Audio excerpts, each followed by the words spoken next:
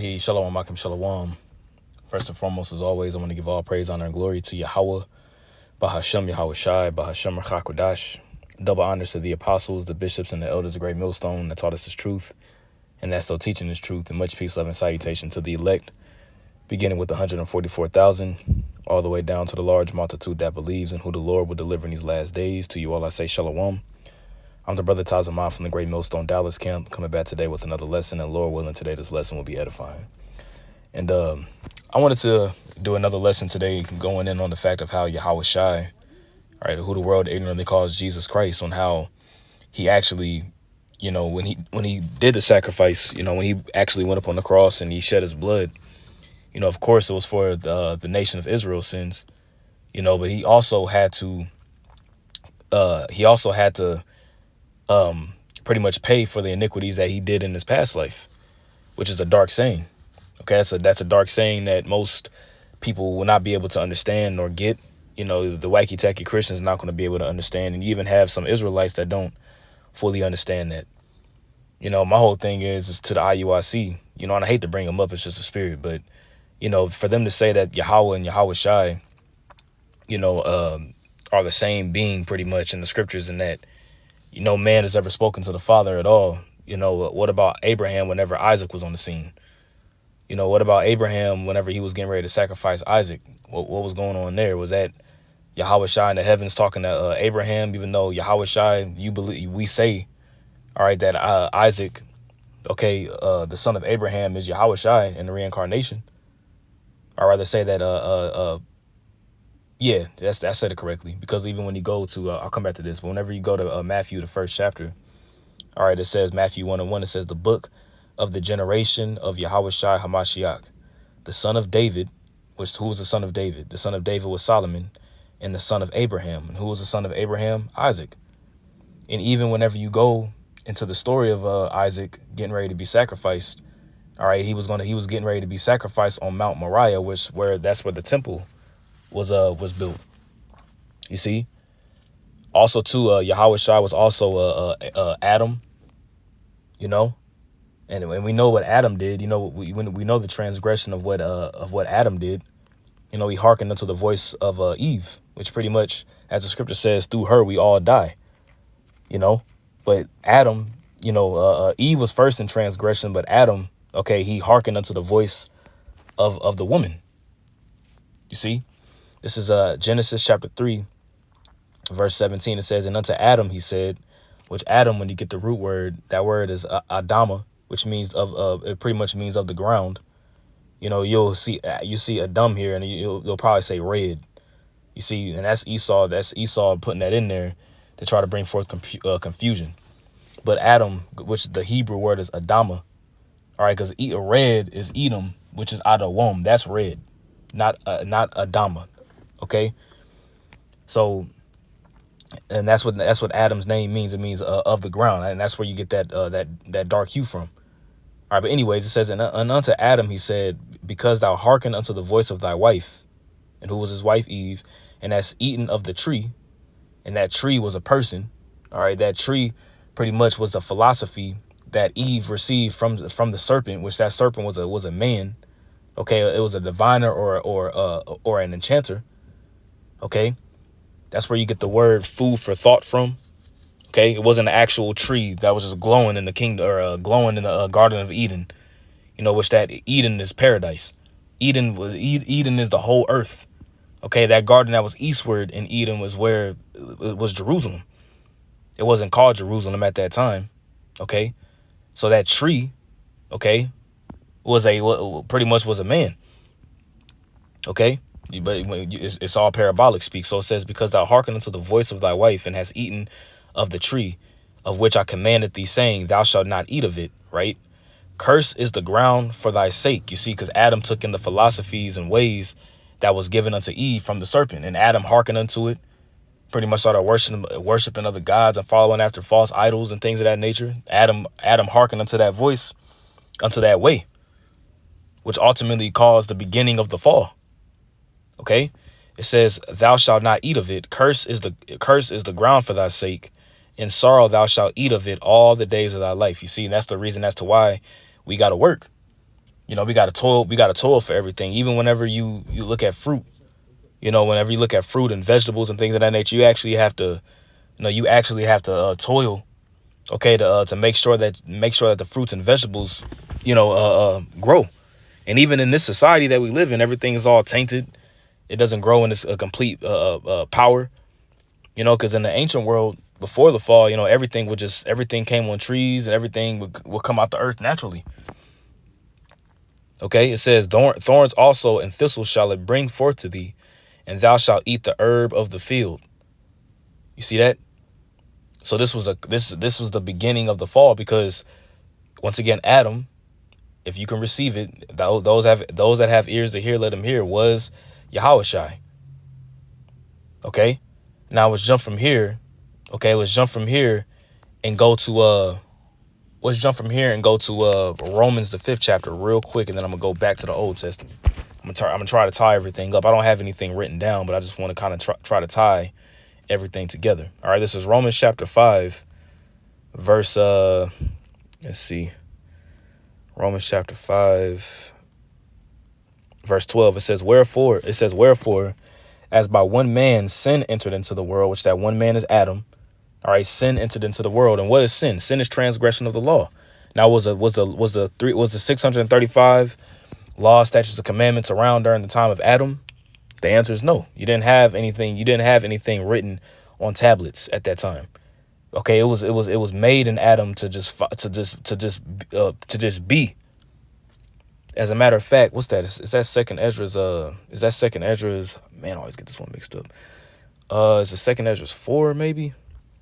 And unto Adam givest thy way. Is that how it goes? Gavest way. Let's see. Here we go. Hey, Barakatah Yahawashi Shai. Second Ezra chapter 3, verse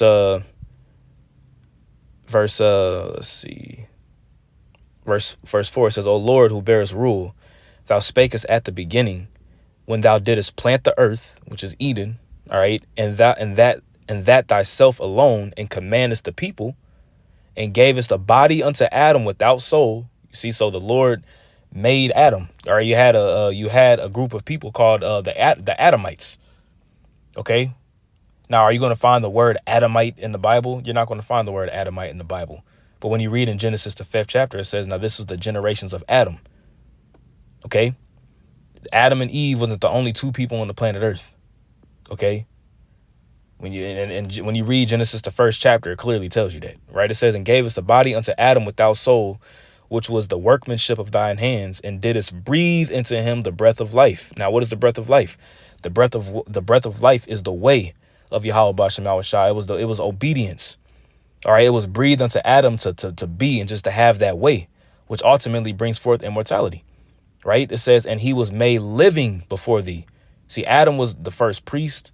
Adam was the first king. Okay. Adam was the first one on the earth to have that way to rule and to govern. Okay. It says, and thou leadest him into paradise, which is the whole earth, which thy right hand had planted. Okay. And who was the right hand of the Lord? Who planted it? Who's the one that set it up? Through the blueprint. Who's the one that was given the blueprint? The one that was given the blueprint was Yahawashi. All right, because he's from everlasting. Okay, and the elect and the angels.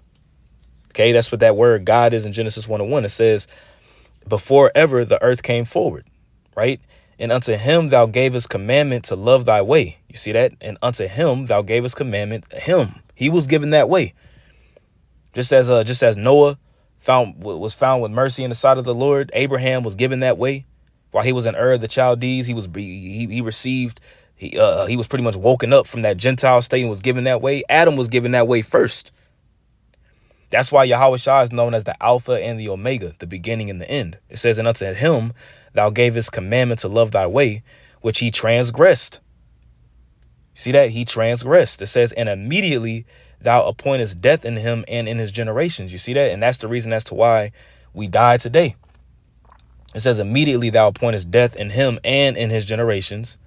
All right. It says, of whom came nations, tribes, people, and kindreds out of number. You see, because everybody literally does stem from Adam. But even though everybody stems from Adam, you have an elect seed. Okay. After you have an elect seed, not everybody was created to be chosen. All right. To be that elect nation. Okay. And once again, if you can receive it, going back to Romans, the 12th chapter, wherefore as by one man sin entered into the world, and death by sin, we just read that. And so death passed upon all men, for that all have sinned. Okay. Now, what is sin? Sin is transgression of the law. Okay. Because the law back then was oral. It was a way that was passed down from generation to generation. Okay. It says, for until the law, sin was in the world. Let's read this again. Yes, before people sinned even before the law was given. Boom, there it is right there. But sin is not imputed when there is no law. Let's read it in NLT. But it was not counted as sin because there was not yet any law to break. You see, it wasn't actually written down on stone. Okay. It says, nevertheless, death reigned from Adam to Moses. Okay, because even though from Adam all the way down to Moses, where Moses received the law, death still reigned due to transgression, even over them that had not sinned after the similitude of Adam's transgression, who was the figure of him that was to come. You see that? The figure, letting you know that Adam is Yahawashi. That was him in his past life. Okay. That's why Yahawashi said in Matthew the 19th chapter, okay, Matthew the 19th chapter, the 17th verse, I'll start at verse 16, and it says, and behold, one came and said unto him, good master, what good thing shall I do that I may have eternal life? And he said unto him, why callest thou me good? You see, and you got to ask yourself, if Yahawashi was perfect and he was perfect according to the law, and he was a man that did not sin, and he knew no sin, as the scripture says, right? He fulfilled the law. He was sinless. Why would he say, why are you calling me good? You see, it says there is none good but one, that is the Most High. But if thou wilt enter into life, keep the commandments, which the commandments is a lot bigger than just a 635 law, statutes, and commandments, because you can't keep the commandments fully on this side. You see? You can't do it, because even when you read down, the man was like, I've done this, he was like, he saith which, and then the Yahawashi gave him, love your mother as, honor thy father and thy mother, love your neighbor as yourself, thou shalt not covet, so on and so forth. And he was like, I've been doing all these things, and he was like, man, look, pretty much just give to the poor and follow me. And then the dude, he was rich, he pretty much felt sorry and bad because he wouldn't be able to do it. But anyway, that's going into another topic. But this is going into the fact of laying back and pretty much linking together how Adam, all right, even though he transgressed, and that's Yahawashi, why did Yahawashi have to go on the cross, all right, and go through excruciating pain? Because he ultimately, too, he was paying for his own sins as well. Okay, Yahawashi was also Solomon. Okay, let's get 2 Samuel, the 7th chapter. All right, verse 12, and this is Nathan the prophet speaking unto King David. All right, it says, and when thy days be fulfilled, and thou shalt sleep with thy fathers, I will set up thy seed after thee. Right, which the seed after David that was going to sit on the throne was Solomon. David had many sons, but the one that was promised to sit upon the throne was Solomon. Right, which shall proceed out of thy bowels, and I will establish his kingdom. See that? I will establish his kingdom. Okay, he shall build an house for my name. You see that? And that house that he built, on a carnal note, was a temple. That's why you have something called Solomon's temple, which was illustrious. It was grand, right? It says, and I will establish the throne of his kingdom forever. Okay, I will be his father and he shall be my son. See that? And there's plenty of instances in the scriptures where you read about the Heavenly Father saying, this is my beloved son in whom I'm well pleased. Okay. This is Matthew chapter 3, verse 16. It says, in Yahawashi, when he was baptized, went up straightway out of the water. Right. And lo, the heavens were opened unto him, and he saw the Spirit of the Most High descending like a dove and lighting upon him. And lo, a voice from heaven, which that voice from heaven was the Most High's voice, by the way, because this is Yahawashi. This wasn't Yahawashi being a a ventriloquist, Yahawashi. It's the Most High. This is the chariot showed up, and lo, a voice from heaven saying, "This is my beloved son, in whom I am well pleased." The same thing was said unto who? King David, about the prophecy of his son that was going to come out of his loins, which Yahawashi did come from the loins and lineage of King David. Okay, he shall build an house for my name, and I will establish the throne of his kingdom forever. I will be his father, and he shall be my son. Boom. Okay, if he commit iniquity, what is iniquity? Let's just get the definition of iniquity for those that may not know. If he commit iniquity, that word is iwa. Okay, what verse is this? Verse 14, Salakia. All right, so that word is iwa. And it says, let's go up. It says commit iniquity or do wrong or transgress, right? I will be his father, he shall be my son. If he commit iniquity, I will chasten him with the rod of men and with the stripes of the children of men.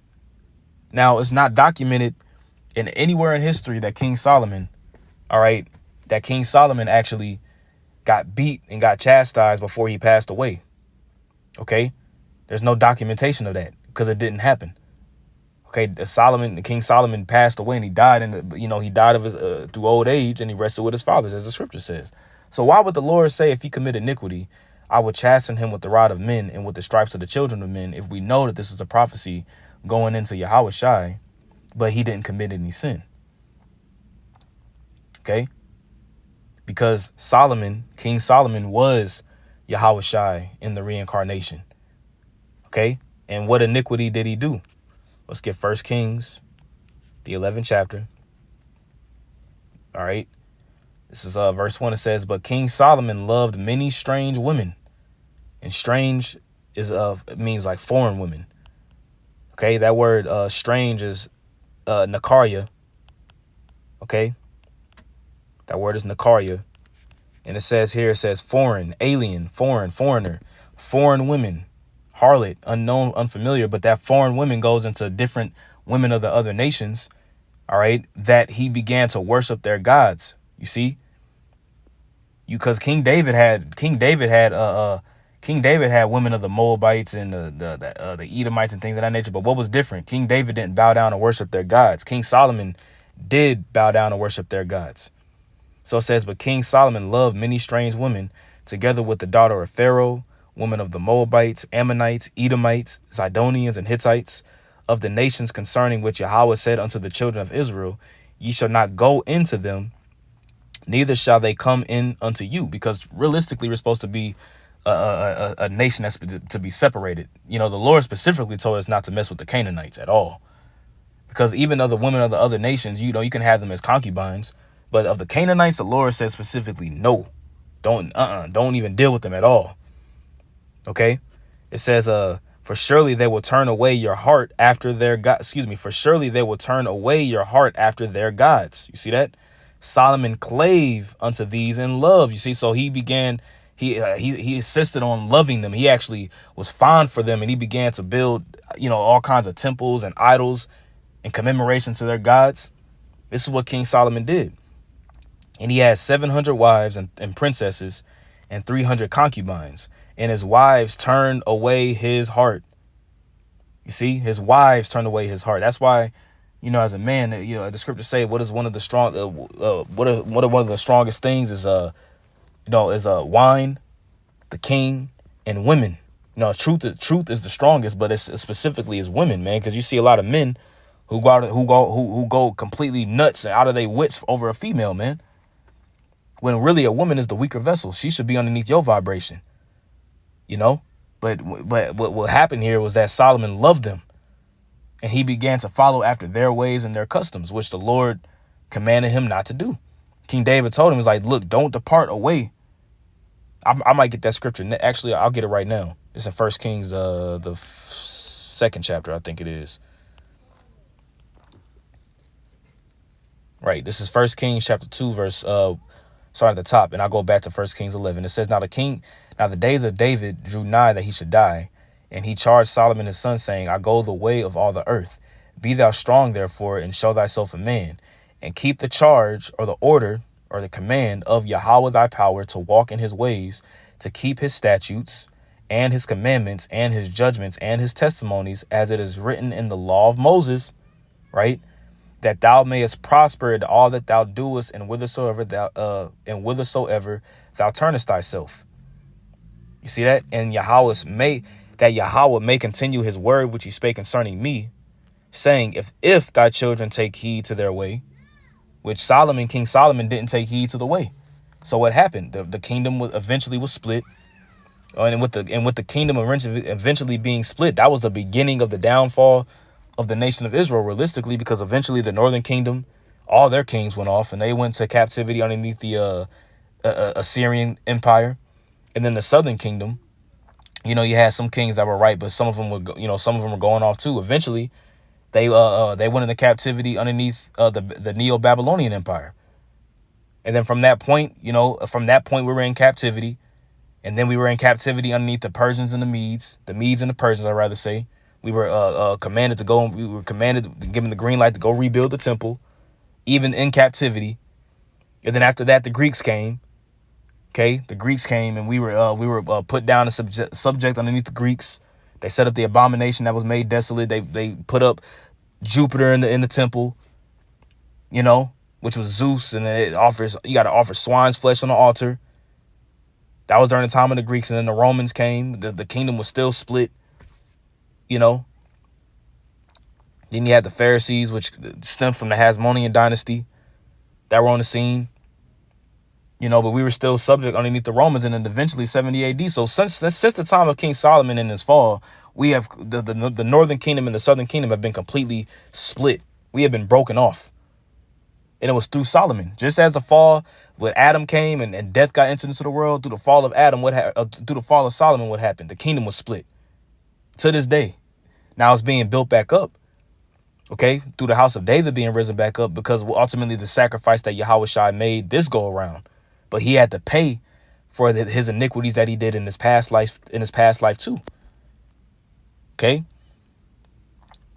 Let's go back here. It says, for it came to pass when Solomon was old, that his wives turned away his heart after other gods. You see that? And his heart was not perfect with Yahweh his power, as was the heart of David his father. And Solomon went after Ashtoreth, the goddess of the Zidonians, and after Milcom, the abomination of the Ammonites. Child sacrifice. Milcom is another way of saying Molech. Ashtaroth is pretty much the queen of heaven worship, where you got that prominent and heavy here, right? And Solomon did evil in the sight of Yahweh, and went not fully after Yahweh as David his father. Then did Solomon build an high place for Chemosh, the abomination of Moab, in the hill that is before Jerusalem, and for Molech, the abomination of the children of Ammon. And likewise did he for all his strange wives, which burnt incense and sacrificed unto their gods. You see that? So King Solomon went off, completely off. So that goes to show you, when the prophecy went to King David, he said, look, if they do iniquity, if your son does it, and if he does iniquity, I'm gonna beat him with the rods of men. You see? Because that's what happened with Yahawashi. Yahawashi, whenever you read Isaiah the 53rd chapter, all right, it says, verse 5, it says, but he was wounded, and this is a prophecy of Yahawashi, but he was wounded for our transgressions, he was bruised for our iniquities. The chastisement of our peace was upon him, and with his stripes we are healed. You see that? Now, collectively, it was for the whole nation, you see, but once again, those that have ears to hear, let them hear. It was also, it was also for his transgressions as well. This is what the Day of Atonement, this is why the Day of Atonement is so heavy. Okay, because even when you read about the Day of Atonement in Leviticus, the 16th chapter, okay, you had the high priest that would go in, he would put on the linen breeches, the linen mitre, the linen girdle, and he would go in with a bullock. You know what I'm saying? He would go in, he would have 2 goats, and he would go in with a bullock, which he would sacrifice for himself and for his family. But that's the key. It will be for himself and for his household. Okay? So this is Leviticus 16 and 3. It says, thus shall Aaron come into the holy place, which is the most holy, right, with a young bullock for a sin offering and a ram for a burnt offering. Okay. He shall put on the holy linen coat and shall have the linen breeches upon his flesh, and shall be girded with a linen girdle, and with the linen mitre shall he be attired. These are the holy garments. Therefore shall he wash his flesh in water, and so put them on. He shall take of the congregation of the children of Israel 2 kids or goats, 2 kids of the goats for a sin offering, and 1 ram for a burnt offering. And Aaron shall offer his bullock of the sin offering, right, which is for himself, and make an atonement for himself and for his house. You see that? For himself and for his house. Why? Because you would have times where the priest would go off too. Okay, the priest wasn't perfect. The priest had to do sacrifices as well because they wasn't perfect. Even the priest committed iniquity and transgression at times, whether it was from through ignorance. And the law tells you that. Leviticus, the 4th chapter. Leviticus 4:1. And Yahweh spake unto Moses, saying, speak unto the children of Israel, saying, if a soul shall sin through ignorance against any of the commandments of Yahweh concerning things which ought not to be done, and shall do against any of them, right? If the priest, let's read this in the NLT. If the high priest sins, it says priest there in the KJV, but this is talking about the high priest. So like I'm trying to hit this button here, but it ain't. Okay, the anointed priest, right? If the high priest sins, now who is the high priest on high? The high priest on high is Yahawashi. He's Melchizedek. He's the high priest. You see? So it says, if the high priest sins, bringing guilt upon the entire community, that's heavy, bringing guilt upon the entire community, right? He must give a sin offering for the sin he has committed. He must present to Yahweh a young bull with no defects, a perfect sacrifice. No, and the young bull can have any kind of defects. It can have, a missing eyeball. His leg couldn't be broken. Just imagine trying to do a perfect sacrifice in today's world, trying to get some lamb from Kroger or some shit like that. It ain't, lamb probably mess around and got 3 eyes. You don't even know about it. He must bring the bull to the Lord Yahweh at the entrance of the tabernacle, lay his hands on the bull's head, and slaughter it before Yahweh. The high priest will take some of the bull's blood into the tabernacle, dip his finger in the blood, right, and sprinkle it 7 times before Yahweh in front of the inner curtain of the sanctuary. You see, he would do it in front of the inner curtain. You see, the priest will then put some of the blood on the horns of the altar for fragrant incense that stands in Yahweh's presence inside the tabernacle, because pretty much he would have to purge he would have to purge or cleanse the tabernacle as well too. He will pour out the rest of the bull's blood at the base of the altar for burnt offerings at the entrance of the tabernacle. Okay, so this was the law. If the high priest would sin, that's why the Day of Atonement, the priest had to go in and he would have a bullock for himself and for his household, and then he would have 2 goats. One goat would be the scapegoat, and the other one would be the goat that the Lord would, he would cast a lot for the one that's going to be sacrificed. Which Yahawashi he pretty much fulfills the scapegoat as well as the sacrificial the sacrifice as well too. And now he is known as the lamb, of course, but on the Passover you can have goat as well. But Yahawashi is known as a lamb. Okay, now let's go from here and let's grab Hebrews, all right, chapter 2 and verse 14. It says, for as much then as children are partakers of flesh and blood, right, he also himself likewise took part of the same. You see, because Yahawashi, he was born through the loins and lineage of his forefather, King David. All right, his father was Joseph and his mother was Mary. Joseph had sex with Mary, and through that union came Yahawashi, as a prophecy said would happen, right? For as much then as children are partakers of flesh and blood, he also himself likewise took part of the same. You see that through death he might destroy him that had the power of death, that is the devil. Okay, and this devil, okay, is talking about pretty much the physical counterpart of Satan on the planet Earth, the rule that these Edomites have, man. Because through the sacrifice that he did, that sealed the deal for the elect. Okay, is that the elect would be, that pretty much the elect would be covered, and that the whole nation wouldn't perish and be in captivity forever. It says, and deliver them who through fear, and deliver them who through fear of death were all their lifetime subject to bondage. And really the bondage that we're subject to is this flesh, man. Okay. For verily he took not on him the nature of angels. Why did he not take upon him the nature of angels? Because he had that nature in the beginning. Okay. He had that nature in the beginning. He made himself, he humbled himself in fashion as a man, as it tells you in Philippians 2. But he took on him the seed of Abraham. See that? And we brought that out earlier through the Spirit. Wherefore in all things it behooved him to be made like unto his brethren, right? Flesh and blood, that he might be a merciful and faithful high priest in things pertaining to the Most High, to make reconciliation for the sins of the people.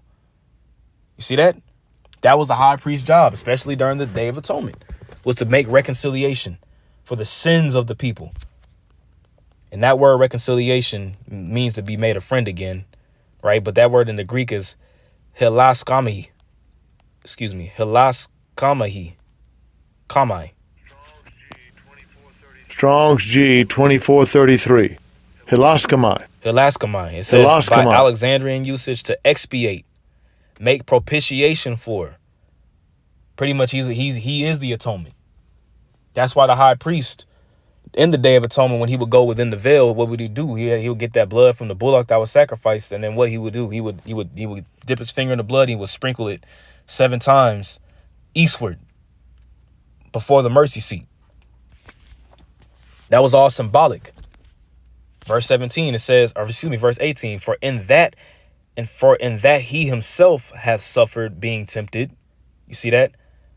We'll read that again. For in that he himself has suffered being tempted, he is able to succor them that are tempted. You see that? He had gone through suffering. He gone through temptation. Yahawashi was in the flesh, but when he was on the scene as Yahawashi, he did it perfectly. That's why he's our mediator. He's able to get us through, because he understands and he knows. You know, Hebrews 5:1. It says, for every high priest taken from among men is ordained for men in things pertaining to the Most High. You see that they're ordained. The high priest was ordained.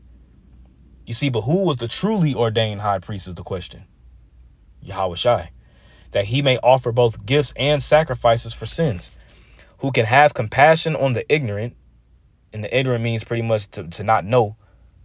See, who can have compassion on the ignorant and on them that are out of the way, for that he himself also is compassed with infirmity.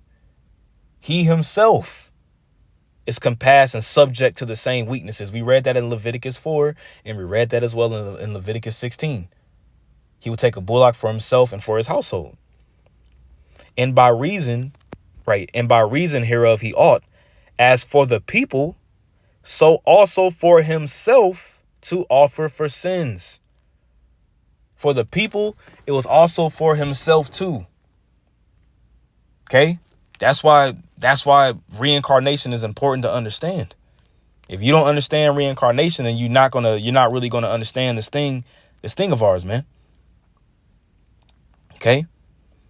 Hebrews 7:26, for such an high priest became us, who was holy, separate, harmless, undefiled, separate from sinners, and made higher than the heavens, right? Who needeth not daily, as those high priests, to offer up sacrifice, right? First for his own sins. There it is again. First for his own sins, and then for the people's. For this he did once, when he offered up himself. You see that? He did that one time whenever he went on the cross. He paid for the sins of the elect, beginning with himself. He paid for the sins that he committed on his own, or the sins of self. And then it begins with the elect, and it trickles down to the whole nation. That's why Yahawashi is the man. He is the man. You can't sit here and try to boast yourself and put yourself in this high and mighty position.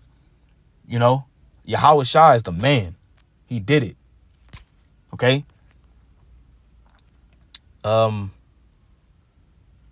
This is Hebrews 9. I feel like I'm missing one. No, I'm not. This is Hebrews chapter 9, verse 6. It says, Now when these things were thus ordained, the priest went always into the first tabernacle, right? Because it goes into pretty much how, you had the covenant, the tabernacle was pretty much set up by pattern or something that was already in the heavens, right? Now, when these things were thus ordained, the priest went always into the first tabernacle, accomplishing the service of the Most High, right? That was their job, because you could only go into the most holy place one time a year, year after year. But into the second, which is the holiest of all, went the high priest alone once every year, not without blood, right? Because without the blood, the sacrifice wouldn't pretty much. Matter of fact, let me get it real quick. It's in the same chapter. Hebrews 9:22, it says, and almost all things are by the law purged with blood. You see that? Cleansed with blood. And without shedding of blood is no remission. See, that's the only way that remission of sins could be made, is if blood is shed. Now, whose blood ultimately was shed? Yahawashi's blood, right? So it says, verse 7, but into the second with the high priest alone once every year, not without blood, which he offered for himself and for the heirs of the people. See that? Not for himself and for the heirs of the people. So that himself is talking about Yahawashi, man. That's one of the reasons as to why he went on the cross and he went through what he went through, because he was paying for the sins that he did in his past life as well. Okay. So I just want to do this lesson. I pray that it was edifying to the elect. I want to give all praise, honor, and glory to Yahweh, by Hashem Yahawashi, by Hashem HaKadosh. Double honors to the apostles, bishops, and elders, a great millstone that taught us his truth, and that's what teaching his truth, and much peace, love, and salutation to the elect. Until next time, Lord willing, I say shalom.